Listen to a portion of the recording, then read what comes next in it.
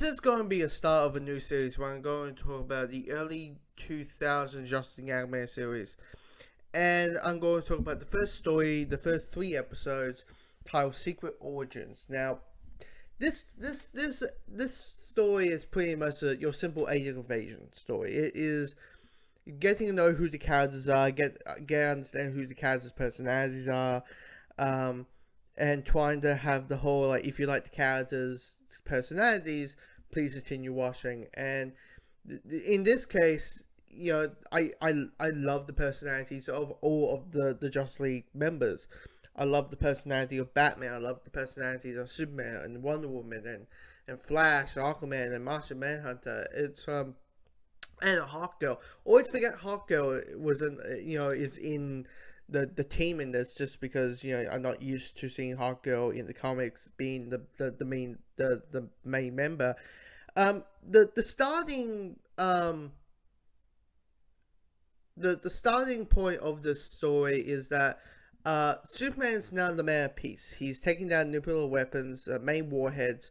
The UN has assigned him to be that man, the man of peace, and him taking down the warheads. But at the same time, Batman feels, and feels means in Batman terms, he knows that nuclear that satellite frequencies have been compromised. People who are messing up the radio frequencies are aliens and don't come in peace. They evade Earth, and then the rest of the story is Superman, Batman first finding this giant big alien machine, which is pretty much best to describe it. This alien, this giant brain with legs that shoots beams out, and those are attacking all over the world. And beginning, Batman and Superman are the ones who are fighting them, and then slowly beyond the story, we are introduced to the other heroes. We are introduced to John Jones, the Martian Manhunter, who race before. He is the last of his kind, and those that this race is the cause of why he is the last Martian. I am Prince of Themyscira, the princess of the Amazons.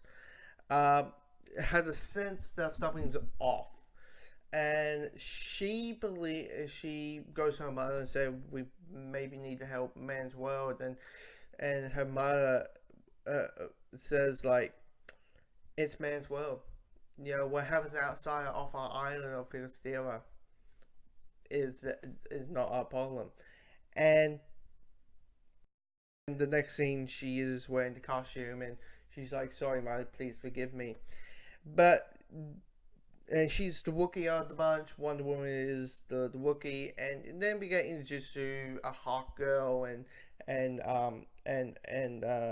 Green Lantern and Roy West as the Flash, and Flash is the most entertaining character of the show. I mean, me as a Batman guy, me who believes Batman is the coolest motherfucking sickest character in the history of fiction, I'm like, Batman's, I'm going to say this is the second best Batman ever made. Kevin Conroy is amazing as Batman. But was it Michael Rosenbaum, who, funny enough, he played Lex Luthor on Smallville, voices Flash in this show, and he's able to bring the youth of Wally, and Wally is we have superpowers. We are a superhero team. This is amazing. He jokes around. Definitely the banter between him and Green Lantern John Stewart, John Stewart is the more like, Flash, take this seriously. The world is in state.